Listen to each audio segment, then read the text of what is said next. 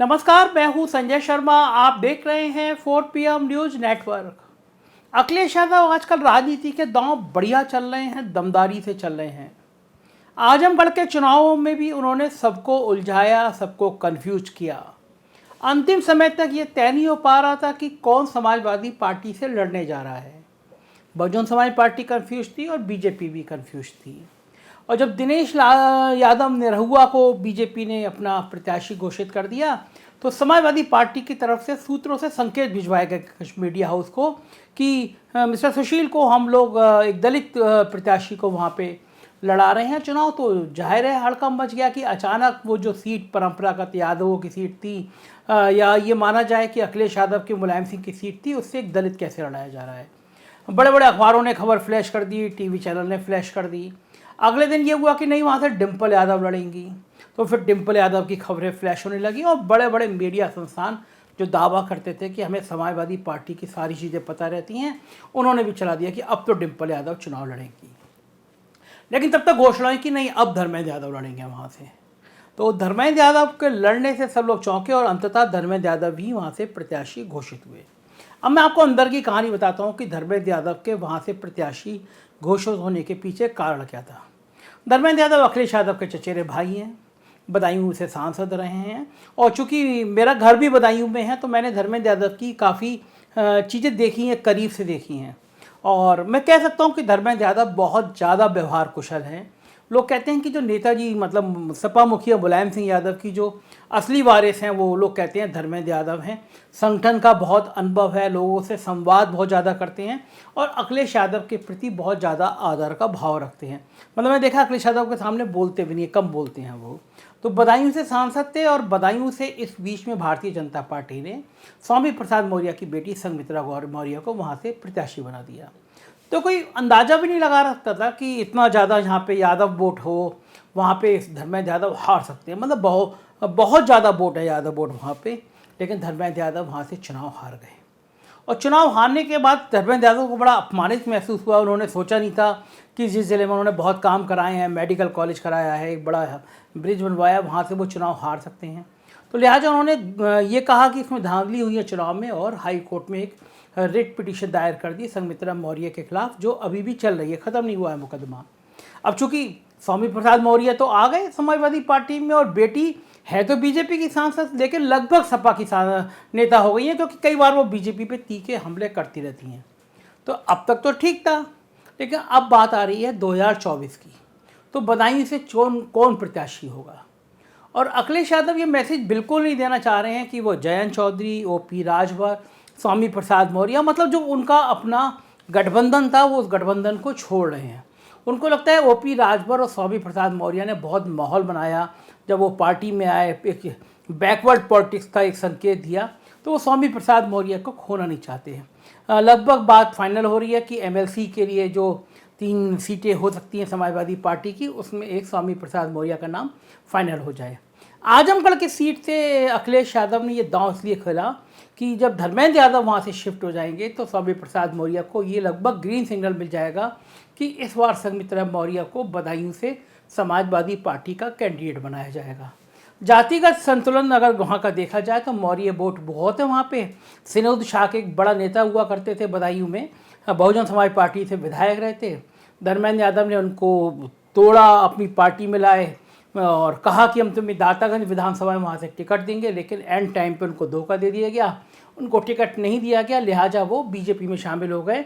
उससे पहले सपा ने उनको एमएलसी बनाया था, लेकिन वो एंड टाइम पे गच्चा दे गए और वहाँ पे एमएलसी बीजेपी का निर्विरोध हो गया।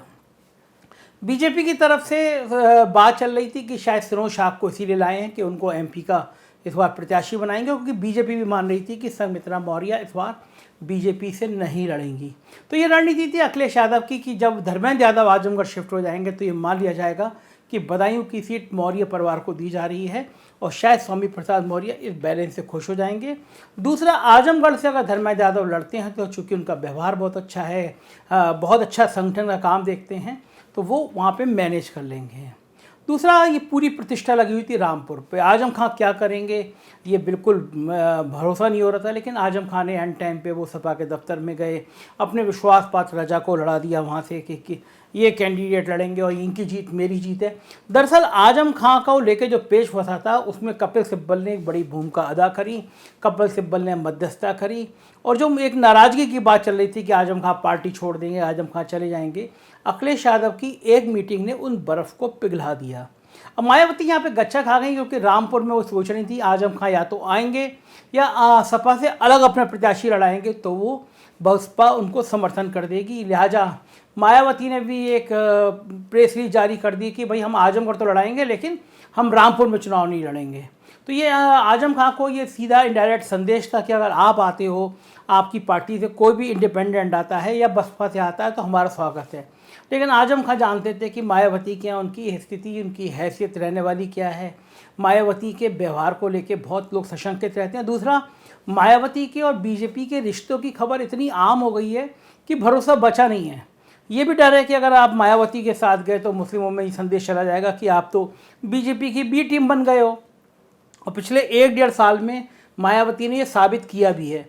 जब पिछली बार राज्यसभा के एमएलसी के चुनाव थे तो मायावती ने साफ साफ कह दिया था भाई हमें सपा को हराना, अगर हम सपा को नहीं हरा पाए तो हम चाहे बीजेपी को वोट करें लेकिन सपा को हराएंगे, क्योंकि सपा को हराना हमारा पहला लक्ष्य है। तो ये मायावती का जो ये संबोधन था वो नीचे तक कार्यकर्ताओं में चला गया, और ये कहा गया कि 2022 के चुनावों में बीजेपी की सरकार बनाने में मायावती का बहुत बड़ा योगदान रहा, क्योंकि बसपा का पूरा बीजेपी में वोट शिफ्ट हुआ।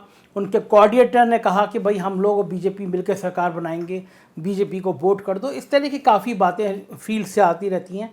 तो ये बात भी मायावती के लिए बड़ा खतरनाक संकेत थी कि अगर भाई इस तरह से बीजेपी का तालमेल करोगे तो फिर नुकसान और उठाना पड़ेगा। और आजमगढ़ में भी यही बात वहाँ के जो उनके प्रत्याशी हैं उनको भारी पड़ रही है। प्रत्याशी मजबूत हैं, गुड्डू जमाली बहुत पैसे वाले हैं, ताकतवर हैं, लेकिन वहाँ पे मुसलमानों में ये बात चल रही है कि भाई आजमगढ़ सीट पे अगर बसपा जीत गई तो भरोसा नहीं है वो बीजेपी को कब कब कहाँ सपोर्ट कर दे। तो मायावती का जो एक अविश्वास है मुसलमानों में वो मायावती पे भारी पड़ रहा है। और मायावती को समझ में आ रहा है अगर मुसलमानों को लेकर ये टिप्पणी नहीं की गई होती, ये बातें नहीं की गई होती तो शायद हमें इतना भारी नुकसान नहीं होना पड़ता। लेकिन राजनीति इसी का नाम है, जब आप इस तरह की बातें करते हैं, इस तरह के कमेंट्स करते हैं तो आपको तो नुकसान उठाना पड़ता है। मायावती उसका नुकसान उठा रही हैं। आजमगढ़ में गुड्डू जमाली एक बढ़िया प्रत्याशी हैं, लेकिन वहाँ के मुसलमानों पर डिपेंड करेगा। और धर्मेंद्र यादव और समाजवादी पार्टी के लिए भी आजमगढ़ एक बड़ी चुनौती है। उन्हें साबित करना पड़ेगा कि जिस तरह पिछले दिनों में ये नाराज़गी हुई थी कि मुसलमान अखिलेश से नाराज़ हो गए, तो ये धर्मेंद्र यादव को भी मुसलमानों के बीच में अपनी पैठ बनानी पड़ेगी। ये साबित करना पड़ेगा कि भाई बीजेपी से कोई लड़ रहा है तो वो समाजवादी पार्टी लड़ रही है। वो अगर नहीं कर पाए तो ये परेशानी हो जाएगी समाजवादी पार्टी के लिए। दिनेश यादव के लिए कोशिश बीजेपी के प्रत्याशी है निरहुआ, वो बड़ी तमन्ना है उनकी संसद में आजमगढ़ का प्रतिनिधित्व करें, लेकिन यादव कितना वोट करेंगे ये उनकी जीत के लिए एक बड़ा पैमाना होगा।